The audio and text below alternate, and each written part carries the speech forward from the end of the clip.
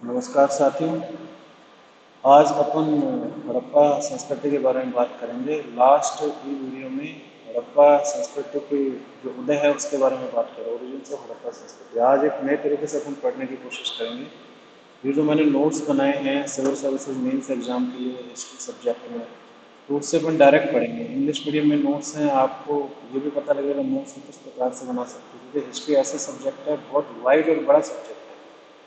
तो इसमें अगर आप हर एक लाइन लिखने लगोगे नोट्स बनाते हो तो आपके खूब सारे रजिस्टर भर जाएंगे और आपका जो पर्पज है वो डिफीट हो जाएगा। क्यों? क्योंकि नोट्स हमेशा शॉर्ट बनाए जाते हैं, शॉर्ट एंड स्वीट होते हैं नोट्स, ताकि एग्जाम से पहले आप उनको इजीली रिवाइज कर सकें। वरना खूब लंबे छोटे नोट्स बनाते तो उनको आप रिवाइज नहीं कर पाओगे। तो मेरे नोट्स है इसमें आप देखोगे, हालांकि इंग्लिश मीडियम में है, मैं उनको हिंदी में एक्सप्लेन कर रहा हूँ कि बहुत शॉर्ट में बनाए हैं। बस एक हिंट के रूप में मैंने एक शब्द को लिखा है जिसको केवल मैं समझ सकता हूँ, मेरे लिए कहीं कोई समस्या आएगी नहीं आपको समझने में। उसी प्रकार से आप भी इसी रास्ते का इस्तेमाल करके नोट्स बना सकते हैं। अपन आगे चलते हैं। आज अपन बात करेंगे हड़प्पा संस्कृति है, हड़प्पा सभ्यता की प्रकृति के बारे में। इसमें खूब सारे पॉइंट आ जाएंगे, इसमें धर्म भी आ जाएगा, इसमें पॉलिटी भी आ जाएगी, इसके में धर्म रिलीजन भी आ जाएगा, इसके में कल्चर भी आ जाएगा। तो उसमें सभी चीज़ का मिश्रण है एक प्रकार से। हड़प्पा सभ्यता की प्रकृति किस प्रकार की है, तो हड़प्पा टॉपिक के बारे में अच्छी खासी अंडरस्टैंडिंग आपकी डेवलप हो सकती है इसमें। तो देखो, नेचर में जो सबसे पहला पॉइंट है यहाँ पे, देखो मैंने क्या लिखा है यहाँ पे, नेचर एंड कैरेक्टर, यानी प्रकृति। हड़प्पा सभ्यता की प्रकृति किस प्रकार की है, तो इसमें सबसे पहला पॉइंट आता है कि it was an indigenous civilisation, not sudden. इसका मतलब क्या है कि इंडिजिनियस सिविलाइजेशन का मतलब यह है कि यह एक स्थानीय सभ्यता थी, यहीं की मूल रूप से भारतीय सभ्यता थी, कोई विदेशियों ने इसे आके यहाँ पे नहीं बसाया है। और नॉट सडन, इसका मतलब क्या है कि यह सभ्यता, कल जैसे मैंने बताया था उदय को समझाने के समय में, कि यह सभ्यता अचानक विकसित नहीं हुई है, उसको खूब सारा समय लगा है। It was a long process. ठीक है, एक लंबे समय के पश्चात 3000 साल लगे हैं हड़प्पा सभ्यता को विकसित होने में। सडन इसका ओरिजिन नहीं हुआ है, कल अपन विस्तार से इस बारे में चर्चा की थी। तो इसका अगला पॉइंट है कि यह एक शहरी सभ्यता है, सबको पता है, तो ये भी प्रकृति में शामिल होगा कि हड़प्पा सभ्यता एक शहरी सभ्यता, अर्बन सिविलाइजेशन। इसके बाद अगला पॉइंट क्या, highly evolve, well settled and socio religious institution. ये देखो मैंने ये निशान बनाया अपवर्ड। इसका मतलब है कि कोई चीज़ बढ़ती है या कोई चीज़ अपने मेच्योर फेज में या कोई चीज़ बहुत अधिक विकसित है। तो तीन चार चीज़ों को मैंने इससे आइडेंटिफाई किया। तो ये अगला अपना पॉइंट है, हाईली इवॉल्व, अत्यधिक विकसित और अत्यधिक विकसित सभ्यता रही है। वेल सेटल्ड, अच्छी तरीके से विस्तृत सभ्यता रही है, अत्यधिक विकसित सभ्यता रही है। और जो यहाँ के सामाजिक सोशियो रिलीजियस इंस्टीट्यूशन, इसके बारे में मैंने क्या लिखा है, जो सामाजिक और धार्मिक जो संस्थाएं थी वो अत्यधिक विकसित रही है, मेच्योर्ड रही है, डेवलप्ड रही है। तो ये अपना अगला पॉइंट हो गया। इसके बाद अपन आगे बात करते हैं, it was a multi class civilisation. Multi class का क्या मतलब, बहुवर्गीय सभ्यता। मल्टी क्लास सिविलाइजेशन, बहुवर्गीय सभ्यता, अनेक प्रकार के वर्ग हड़प्पा सभ्यता में थे। क्योंकि क्यों अपन बहुवर्ग की बात कर रहे हैं, क्योंकि यहाँ पे हमको बड़े मकान भी मिले हैं, बिग एंड स्मॉल हाउसेस, यानी बड़े मकान भी मिले हैं, छोटे मकान भी मिले हैं। और जो ग्रेव के बारे में क्या लिखा है, ग्रेव होता है जो दफनाने की विधि है, और अनेक प्रकार की दफनाने की विधि हमें मिली है, जिससे हमें पता लगता है कि जो बहुवर्गीय सभ्यताएं रही होगी, अनेक वर्गों के लोग यहाँ पे रह रहे होंगे, क्योंकि सबकी प्रैक्टिसेस अलग अलग होती है। दफनाने की विधियां सबकी अलग अलग होगी। एक वर्ग की कोई विधि है दफनाने की, एक जलाएगा एक दफनाएगा, तो अनेक प्रकार की हमें दफनाने की विधियां मिली, उससे भी हमें पता लगता है बहुवर्गीय सभ्यता रही। मल्टी एथनिक सभ्यता, मल्टी एथनिक सभ्यता, मोस्ट, इसमें रेस के बारे में बात कर रहे हैं, रेस जिसको कहते हैं नस्ल, बहुनस्लीय। मल्टी एथनिक को कहते हैं बहुनस्लीय, अनेक प्रकार के नस्लों के लोग हड़प्पा में रहा करते हैं। तो जो multi racial multi ethnic society, इसमें लिखा है मोस्ट मेडिटेरियन। इसमें जो अधिकांश नस्ल थी हड़प्पा में वो मेडिटेरियन थी, मेडिटेरियन, भूमध्य सागरीय नस्ल थी अधिकांश। इसके अलावा द्रविड़ नस्ल, द्रविड़ जो दक्षिण भारत में मिले हैं, जिनको द्रविड़ियन कहा जाता है, तो द्रविड़ नस्ल के लोग भी यहाँ पे मिले हैं। लेकिन उनमें से कुछ मंगोलाइट भी हैं, कुछ प्रोटो ऑस्ट्रोलाइट भी हैं, और कुछ एल्पाइन भी। ये सब टेक्निकल नाम है। तो बेसिकली हम क्या कह रहे हैं कि बहु नस्लीय समाज रहा है हड़प्पा के अंदर। अधिकतर लोग पूर्व मेडिटेरियन रेस के थे, भूमध्य सागरीय नस्ल के थे अधिकतर। तो ये सवाल आ रखा है, आइए इसमें कौन सी नस्ल के लोग हड़प्पा में थे? वो थे भूमध्य सागरीय नस्ल के लोग, अधिकांश था। इसके बाद अपना आगे बढ़ते हैं। कॉस्मोपॉलिटन। कॉस्मोपॉलिटन एक अंग्रेजी का शब्द है। इसका मतलब क्या है कि इनकी जो मानसिकता थी हड़प्पा वासियों में, वो संकुचित नहीं थी, मानसिकता बहुत अधिक वृहद थी। मतलब उन्होंने छोटी सोच नहीं रखी। कॉस्मोपॉलिटन का मतलब ये है कि जैसे अगर आप उत्तर भारत में रहते हो तो आप दक्षिण भारत के बारे में भी सोचोगे, दक्षिण भारत में रहते हो उत्तर भारत के बारे में भी सोचोगे। आपकी संकुचित विचारधारा नहीं होगी, आपकी क्षेत्रीय विचारधारा नहीं होगी।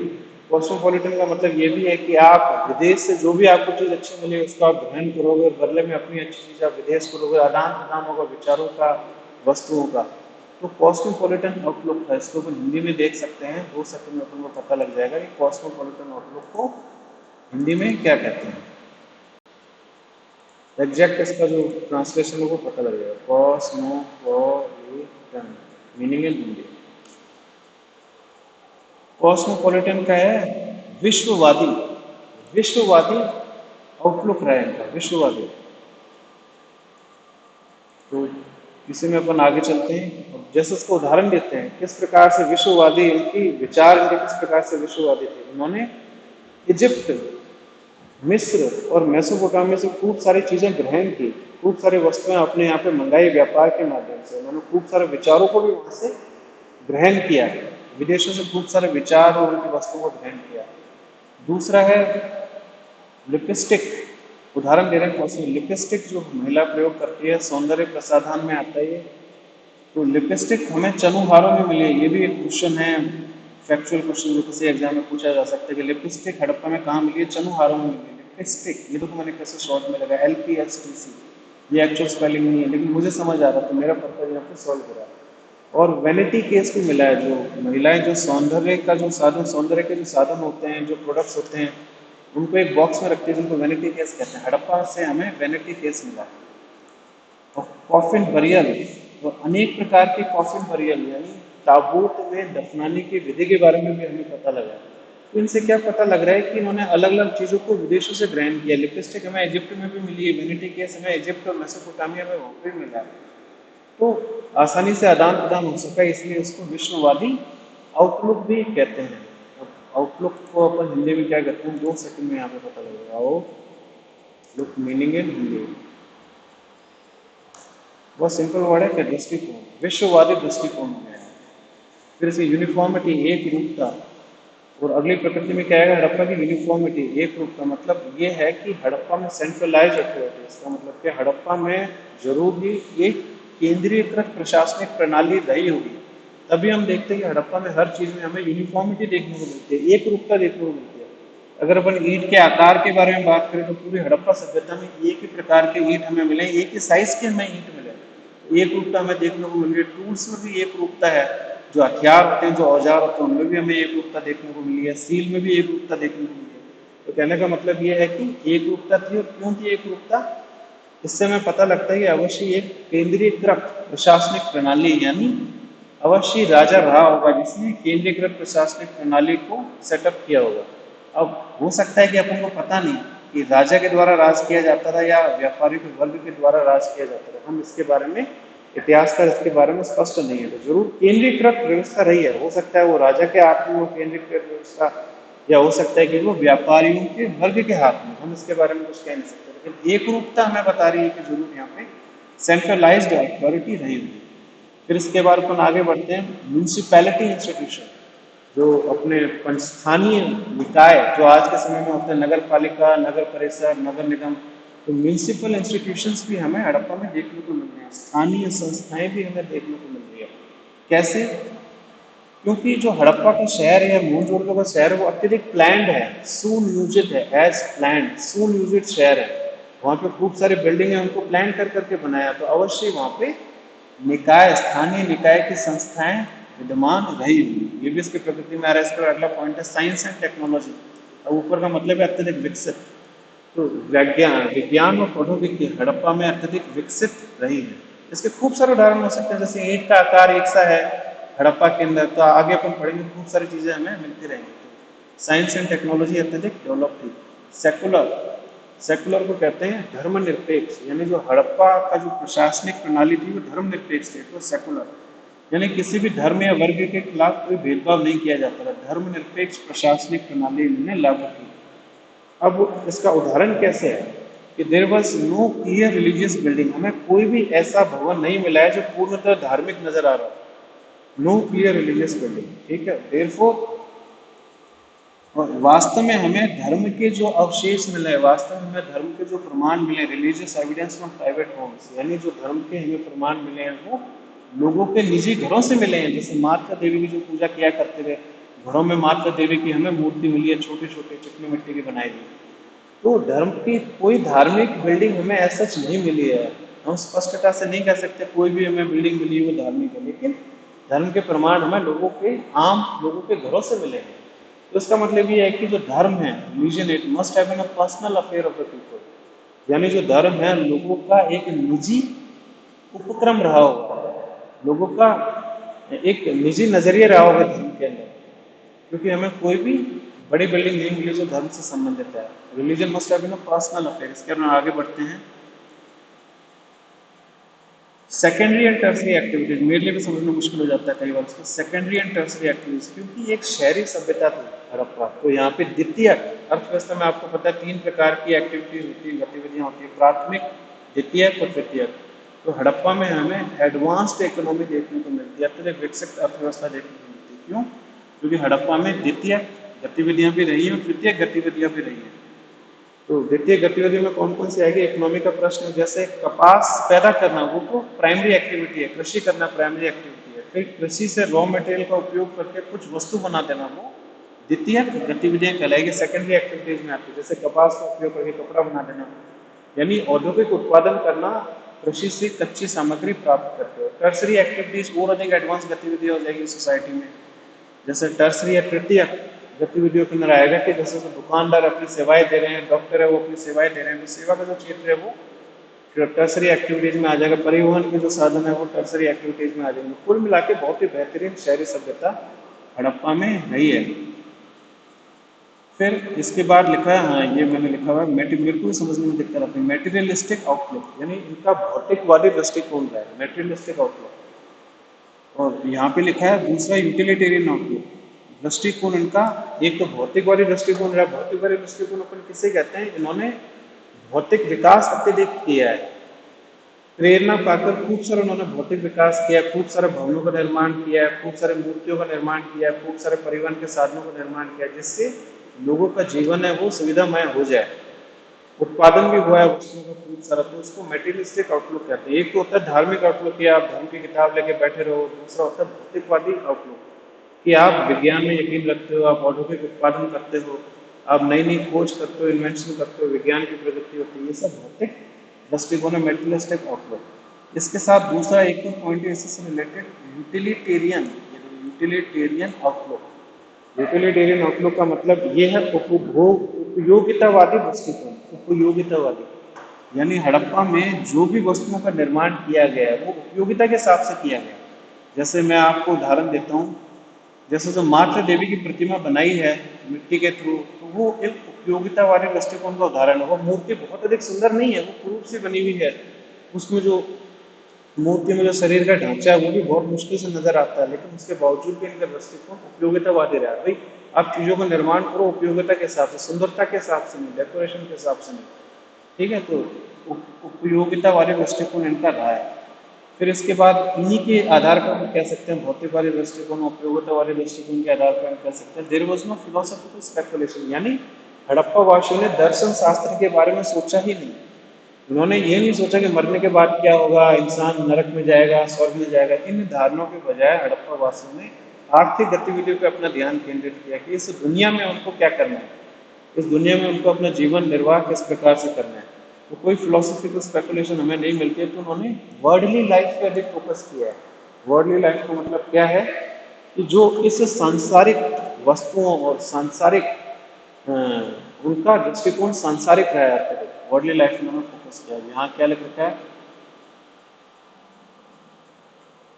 Archaeological ritual get no philosophical set. तो इनका जो दार्शनिक जो चेहरा है हड़प्पा वासी को वो हमें नजर ही नहीं आया, क्योंकि इनकी स्क्रिप्ट को हम पढ़ नहीं पाए हैं, तो इनका दार्शनिक नजरिया हमें पता नहीं लगता है। इसके बारे में अपन आगे चलते हैं। हाँ, फिर जो यूटिलिटेरियन आउटलुक है, उपयोगिता वाले दृष्टिकोण है, उसका एक और उदाहरण है कि they believe in a life of comfort than luxurious. वो अपने जीवन को बहुत अधिक सुविधाजनक नहीं करना चाहते थे, जस्ट अपनी लाइफ को कंफर्टेबल रखना चाहते थे।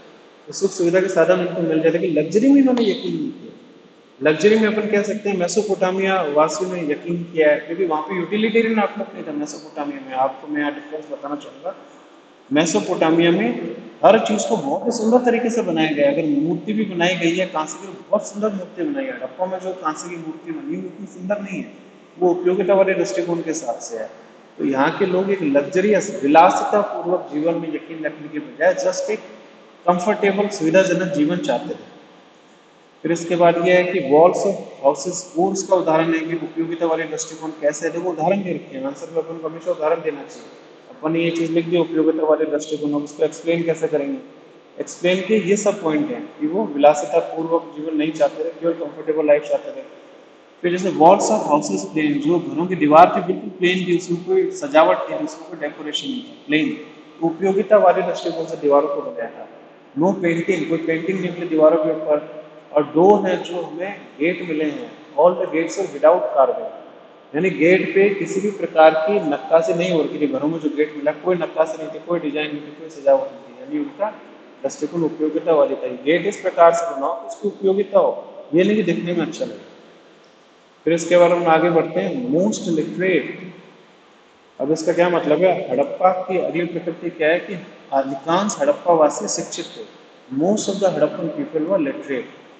एविडेंस ऑफ स्क्रिप्ट, अब हम कैसे कह सकते हैं कि अधिकांश लोग शिक्षित थे, क्योंकि जो लिपि है, लिपि का प्रमाण हमें बहुत सी ऐसी वस्तुओं पे मिला है जो जन साधारण के द्वारा प्रयोग में ली जाती है। जैसे पॉट्स, जो मटके हैं, मृत भांड है, उस पे हमें लिपि का प्रमाण मिला है। मोहरों पे हमें लिपि का प्रमाण मिला है। और ये जो मटके, जो मटके हो गए मिट्टी के या फिर मोहर हो गई, उनको कौन बनाते थे? आम आदमी बनाया करते थे। अगर आम आदमी ने इन मोहर को बनाया तो जरूर उनको पढ़ना लिखना आता होगा, तो वो शिक्षित रहे होंगे। तो आप समझ आ गए ना, तो अधिकांश लोग शिक्षित रहे होंगे, क्योंकि मोहर बहुत अधिक मिली है। मोहर को बनाने वाले लोग जरूर पढ़े लिखे होंगे, तभी तो मोहर बना रहे हैं। फिर इसके बाद अगला है पॉइंट, पीस लविंग, शांति प्रिय लोग थे। उन्होंने युद्ध में यकीन नहीं किया। हमें कोई युद्ध के बारे में हड़प्पा में कोई जानकारी मिली नहीं है, कोई साक्ष्य मिला नहीं कि बहुत बड़ा युद्ध हुआ हड़प्पा के समय। They were basically peace loving people, वो शांति में लोग थे। उन्होंने व्यापार पे अपना ध्यान केंद्रित किया, उन्होंने अर्थव्यवस्था पे अपना ध्यान केंद्रित किया। और इसके बाद अगला अपन पढ़ते हैं प्रोटो हिस्टोरिक सिविलाइजेशन। अगली प्रकृति क्या है? प्रोटो हिस्टोरिक सिविलाइजेशन, बहुत इंपॉर्टेंट वर्ड है। तो प्रोटो हिस्टोरिक सिविलाइजेशन अपन किसे कहते हैं? प्रोटो, एक तो प्री हिस्ट्री होती है। देखो अपन तीन चार तरीके से डिवाइड कर सकते हैं ऐतिहासिक पीरियड में। एक तो प्री हिस्ट्री है। प्री हिस्ट्री में कौन सा आएगा? यानी पूर्व का इतिहास। पूर्व के इतिहास में वह समय आएगा जब लोगों ने लिपि का आविष्कार नहीं किया था। जैसे पत्थर का युग हो गया, लोगों को लिखना नहीं आता था उस समय में, तो उनके पास कोई लिपि नहीं थी। प्री हिस्ट्री में आ गया सारा का सारा पीरियड। फिर उसके अगला पीरियड आता है proto historical period. P R O T O, proto historic period. अब इसमें केवल हड़प्पा का समय आता है, क्योंकि हड़प्पा के समय की लिपि मिली है लेकिन हम उसको नहीं समझ पाए, तो हमने उसको प्रोटो हिस्टोरिक कैटेगरी में डाल दिया। मतलब ये है, इस इतिहास को हम, इनकी लिपि को हम नहीं समझ पाए हैं, लेकिन यहाँ पे लिपि विद्यमान थी। चित्रकार लिपि जो हड़प्पा की है, जो मोहरों पे लिपि हुई थी, अंकित की हुई थी। और उसके बाद आता है हिस्टोरिकल पीरियड। हिस्टोरिकल, ऐतिहासिक युग। हिस्टोरिकल पीरियड में कौन सा पीरियड आता है? जब इंसान को लिखना आ गया था। जैसे हड़प्पा के पश्चात जो वैदिक युग है, वैदिक युग में लोगों को लिखना आ गया, तो उन्होंने लिपि का विकास किया और उस लिपि को हम समझ भी गए, तो हमें पूर्ण जानकारी, उसको हमने ऐतिहासिक युग कह दिया। ये प्रोटो ऐतिहासिक हो गया, ये प्री ऐतिहासिक हो गया। तो तीन प्रकार के युगों में हम इनको डिवाइड करते। फिर अपन आगे बढ़ते। रिवराइन सिविलाइजेशन, ये नदी घाटी के किनारे बसी हुई सभ्यता थी, रिवराइन सिविलाइजेशन। तो आपको पता है नदी घाटी के किनारे अगर सभ्यता बसी तो उसका क्या फायदा होगा? उपजाऊ भूमि मिल जाएगी, कृषि करना आसान हो जाएगा, पानी की उपलब्धता, जल की उपलब्धता हो जाएगी शहर के लिए, पीने का पानी उनको सुगमता से उपलब्ध हो जाएगा, और अनेक फायदे हैं। तो एक नदी घाटी सभ्यता है, रिवराइन सिविलाइजेशन। इसके बाद ब्रॉन्ज एज, ये भी प्रकृति में आता है, ब्रॉन्ज एज। ब्रॉन्ज एज का मतलब है हड़प्पा को हम कांस्य युग भी कहते हैं क्योंकि हड़प्पा में कांस्य का इस्तेमाल हुआ है। अब वो हड़प्पा से पहले पत्थर का इस्तेमाल हुआ करता था, लेकिन हड़प्पा में क्या था, अधिकांश जो हमें औजार मिले, वस्तुएं मिली, पत्थर की मिली है, लेकिन साथ में कांसे के प्रोडक्ट भी बनने शुरू हो गए। ये नहीं है कि जो अधिकांश जो कांस्य युगीन सभ्यता अगर हम हड़प्पा को कहते हैं, इसका मतलब ये नहीं है कि हड़प्पा में सारी की सारी वस्तुएं, अधिकांश वस्तुएं हमें कांस्य की मिली। गलत है, अधिकांश वस्तुएं हमें पत्थर की मिली हड़प्पा में, उसके बावजूद कांसे का उपयोग होना शुरू हो चुका है। यानी इट्स लाइक 80% स्टोन ऑब्जेक्ट्स हमें मिले हैं, 20% हमें ब्रॉन्ज के मिले हैं। तो ब्रॉन्ज के जो प्रोडक्ट है उनकी कमी है, लेकिन कम से कम शुरुआत हो, इसलिए उसको कांस्य युगीन सभ्यता कहते हैं। वो कांसा कैसे बनता है? कांसा बनता है कॉपर और टिन को मिला के। तांबा और कांस, टिन को क्या कहते हैं अपन देख लेते हैं। कॉपर और टिन को मिला के ब्रॉन्ज बनता है। टिन, टिन को, टिन मीनिंग इन हिंदी,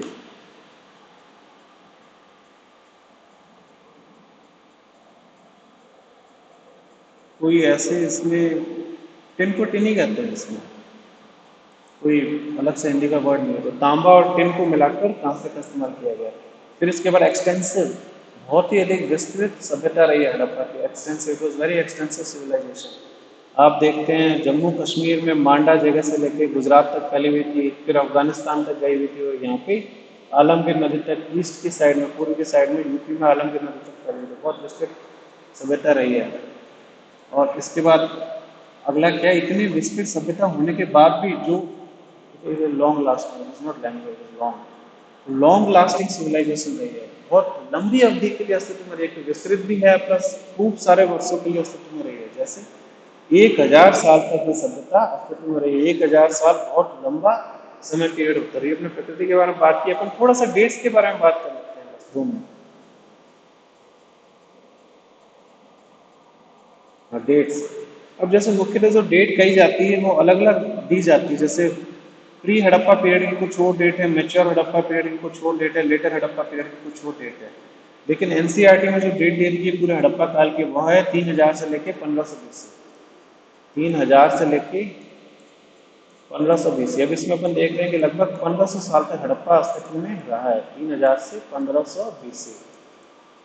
ठीक है, उसमें मैंने लिखा है 1000 साल तक, उसको तुम 1500 से कर सकते हो, क्योंकि ये चीज़ कंफर्म नहीं हुई। अलग अलग किताबों में अलग अलग दे रही है। एनसीईआरटी में इसका टाइम पीरियड रखा है 3000 से 1520। अपन को इसी को ही ध्यान रखना है। फिर 1520 के बाद में वैदिक पीरियड शुरू हो गया, और फिर 600 BC के अंदर जो समय आया उसको कहते हैं अपन 6th century BC, बौद्ध और जैन का समय। तो अपन इस डिस्कशन को यहीं पे समाप्त करते हैं। मैं आशा करता हूँ कि आपको ये पढ़ाने का नया तरीका जरूर पसंद आएगा, क्योंकि इसमें मेरे नोट्स भी आपके सामने प्रस्तुत हो रहे हैं। आप भी समझ सकते हैं किस प्रकार से नोट्स को बना सकते हैं शॉर्ट में। देखो मैंने खुद ने लिखा है, छोटा छोटा लिखा है, और उसको एक्सपेंड करके मैंने कितना बोल दिया। ये कम से कम 4 पन्ने लायक इन्फॉर्मेशन है प्रकृति प्रकृति।